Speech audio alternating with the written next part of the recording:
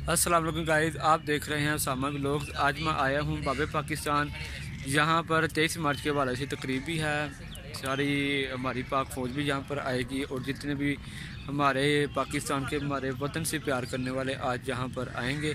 तो आइए आपको दिखाते हैं कि यहाँ पर क्या क्या इंतज़ाम किए गए हैं और कौन कौन से यहाँ पर पर्सनैलिटीज़ आई हुई हैं। जी, मकसद ये है कि 100 से ज़्यादा लाशों की ट्रेनें सन 47 में जब पाकिस्तान बना, ये वाल्टन स्टेशन पे यहाँ आई। जब दिल्ली से ट्रेन चलती थी हरियाणा और पंजाब से आती हुई, तो ये भी पंजाब था।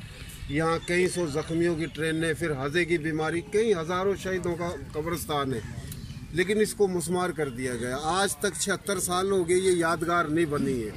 जो दीन इस्लाम कलमे के नाम पे पाकिस्तान बना, और जहाँ पाकिस्तान बना ये भी हिंदुस्तान था, और जहाँ से हिजरत करके आए वो भी हिंदुस्तान था। यहाँ पर पंजाब सूबे के 5 डिवीज़न थे: मुल्तान, लाहौर, रावलपिंडी, जलंधर, अम्बाला। जलंधर, अम्बाला और पटियाला से हिजरत करके जो मुसलमान आया, उसकी मादरी ज़ुबान पंजाबी, हरियाणवी, मेवाती या उर्दू। वो मशरकी पंजाब से मगरबी पंजाब आया, वो मशरकी पंजाब से मगरबी पंजाब आके सिंध गया, वो पूरे पाकिस्तान में। कुछ लोग हैं कहते हैं ये हिंदुस्तानी महाजर, ये भारतीय महाजर। भाई आपके बड़े क्या अफ्रीका में रहते थे? जहाँ पाकिस्तान बना ये भी तो हिंदुस्तान था, ये कोई अफ्रीका तो नहीं था। ये 30 लाख शहादतें हुई, ये आज तक इनकी यादगार नहीं बनी। करोड़ों एकड़ जमीनें छोड़ के आए, अदले के बदले आए, तबादले के तहत आए, मायदे के तहत आए। यहाँ सिख था, यहाँ हिंदू था, वो चला गया। हमारे उनको गांव मिले, देहात मिले, शहर मिले, जागीरें मिली, हम इधर आए। कुछ ताकतवर मकामियों ने कब्जे किए। आप सर्वे कराओ, लेकिन फिर भी ताने दे दे के सिंध में, पंजाब में ये तो खाना बदोश आए थे, ये नंगे भूखे आए थे, हमने इनको पनाह दी थी, ये हिंदुस्तानी है। एक तमाशा है। कुछ लोग बात करते हैं, ये इसलिए तमाशा है कि 76 साल हो गए, ये यादगार नहीं बनी। मेरी आपकी दादा दादी, नाना नानी, ताया ताई, भरे भराए घर, एक गांव में 200 भैंसे, एक घर में 200 भैंस, 400 भैंस। खुशहाल लोग थे, खाना बदोश नहीं थे। इस कैंप में ठहरे, भूखे नंगे हो गए पाकिस्तान बनाने की वजह से। यहाँ से ही फिर पूरे पाकिस्तान में गए। ये यहाँ से लेके वहाँ तक शहीदों की इज्तिमाई कब्रें आज तक नहीं बनाई। पाकिस्तान की तमाम सियासी पार्टी, मजहबी पार्टी, इदारे, भाई आप अपने बड़ों से मोहब्बत तो करो, उनकी याद में यादगार तो बने। हम तो गरीब से लोग हैं जो मैम चला रहे हैं, हमारा कोई एजेंडा नहीं है। आज आप जितने भी आए हो, मेरी समझ में इस दौर के वली हो आप, क्योंकि ये छोटा सा एक प्रोग्राम दुआ का, ऐसे प्रोग्रामों में हर कोई आता नहीं है। अल्लाह ने आप लोगों के दिलों में ये मोहब्बत डाली, अल्लाह अजर देगा। ये जो है शहबाज शरीफ साहब ने इसी जगह हफ्ते के दिन 11 फरवरी को वजीर आला मोहसिन नकवी साहब, शहबाज शरीफ साहब ने फिर इफ्तिताह किया। सामने तख्ती लगी हुई है, 2018 21 जनवरी को इफ्तिताह किया। इलेक्शन हुआ, गवर्नमेंट बन गई पीटीआई की। उन्होंने इस दौर में कुछ बनाना था, प्राइवेट कंपनियों को ये शहीदों के प्लाट फरोख्त कर दिए। बजाय बनाने के ये शहीदों के प्लाट, ये यादगार, उसको फरोख्त कर दिया। मैं किसी सियासी चक्कर में नहीं जाऊंगा। पीटीआई के दौर में इधर काम होता, हम उनका भी इधर नाम लगाते। ये हमने शहबाज शरीफ साहब, राणा इकबाल साहब, ख्वाजा साद रफीक साहब, यासिन सोल साहब, जिसके बड़े जलंधर से आए, इनकी खिदमत है। इनका ताल्लुक किसी पार्टी से हो वो अलग बात है कि इन्होंने अपने दौर में यहाँ तख्ती पे तख्ती लगाई, काम नहीं किया। मेरी आपसे रिक्वेस्ट है कि ये आपके और हमारे शहीद है, आप जागोगे तो ये यादगार बनेगी। यहाँ एक म्यूजियम, ऑडिटोरियम, एकेडमी, लाइब्रेरी, तमाम शहादतों का रिकॉर्ड, अम्बाला डिवीज़न के तमाम ज़िले, गांव, देहात, शहरों का रिकॉर्ड, जलंधर डिवीज़न के इलाकों का रिकॉर्ड, पटियाला का रिकॉर्ड, उसकी जुबान बिरादरी कोई भी हो, इधर तख्तियाँ नहीं हम किस लिए आ रहे हैं, क्या करने आ रहे हैं। लेकिन अभी जब मैं आपकी गुफ्तगू सुन रहा हूँ, जो आगे बैठने के बाद जो मैंने सारा कुछ देखा, इसके अंदर आपका एक बहुत बड़ा जज्बा है। तो आप जैसे मुजाहिद जो है ना, वही इस पाकिस्तान को चाहिए।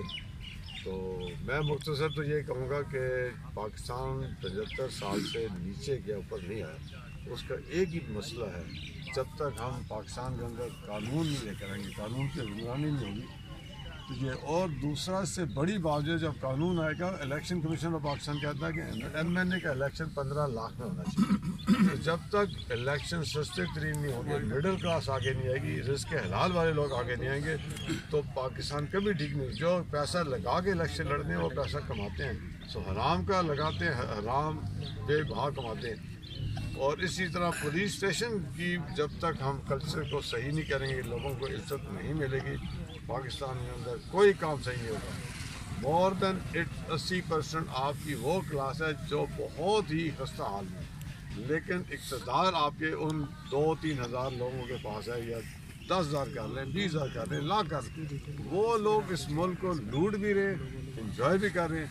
तो जिहाद आपका इधर इस आने का यह मकसद कोई होना चाहिए। और मकसद जो है ना आपका, मुझे बड़ा अच्छा लगा, बहुत अच्छा लगा आपकी गुफ्तगू।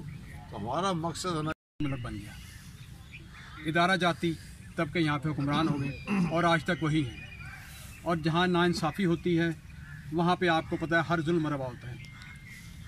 इसी जुल्म और सितम की वजह से ये चीज़ें नज़रअंदाज हुई, वो कुर्बानी नज़रअंदाज हुई, क्योंकि जो लोग सिस्टम में आए थे उनका मकसद कुछ और था, उनका मतम नज़र और था।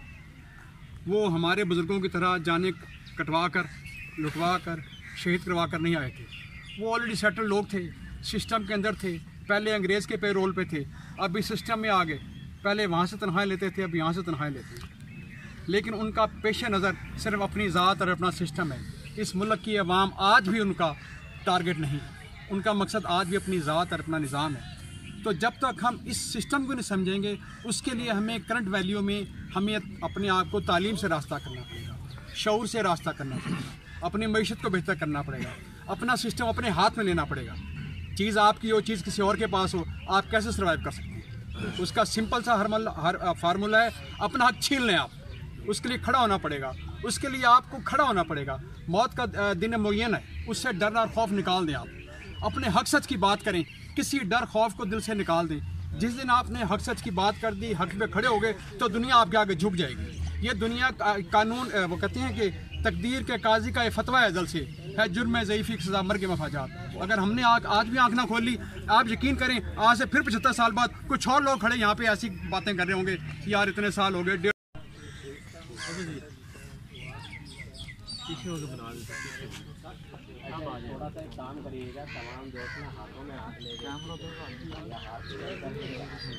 छोड़ के हम यहाँ आए, एक ख्वाब लेके आए, कलमे की बुनियाद पे आए। कलमे की तमाम दोस्तों ने भी ये कहा भी है कि ला इलाहा इल्लल्लाह मुहम्मद रसूलुल्लाह कलमे की बुनियाद पे आया। मेरा सच्चा शहीद है, मेरा हकीकी शहीद है, मेरे शहीदों के साथ ये हाल है, तो हम क्यों नहीं बेदार हो रहे? क्यों नहीं अपने ज़मीरों को हम झंझोड़ रहे? MP MNA के तो हम गीत तो बहुत गाते हैं, मेरे बुजुर्ग के भी तो गीत गाओ। 30 लाख मुसलमानों की मुझे बता दें, किसी ने कोई छुट्टी की एहतजाज किया हो, 5वीं क्लास से लेके 16वीं जमात तक किसी ने इसमें किसी का जिक्र किया हो कि यार इसमें चैप्टर होना चाहिए, निसाब के अंदर इसका जिक्र होना चाहिए? नहीं करते हम। क्यों नहीं करते? जब हम अपने बुजुर्गों को खुद ही भूल गए तो दूसरों को कोई ज़रूरत नहीं। भाई साहब, ये तो शहबाज शरीफ साहब को अल्लाह ज़िंदगी दे, आए हुए उन्होंने 24 अरब या 40 अरब रुपए का ऐलान किया और दोबारा से तामीराती नौ का काम शुरू करवा दिया।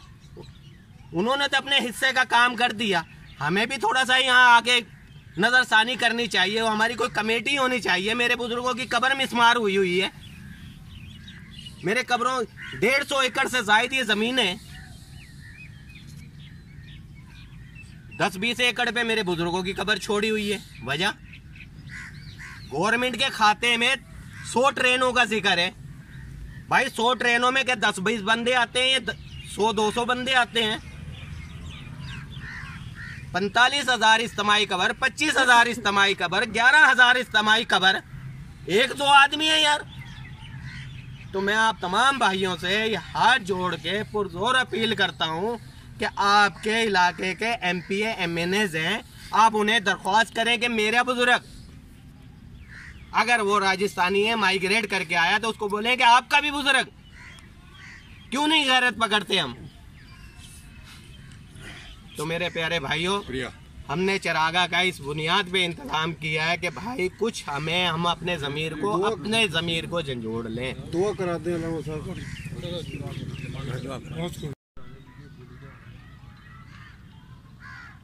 वो और होंगे जो मौत से डरते हैं रात दिन, है मौत पे फरिश्ते तुम मुझसे नजर मिला। आपने तो कब्र को बुला दिया आपने जो बातें की है ना, अब वो कब्र दूर चली गई। ये बात आया है दुनिया पर, हम फूल भी हैं तलवार भी हैं, बज़्म जहाँ में खाएंगे या खून में लाकर दम लेंगे।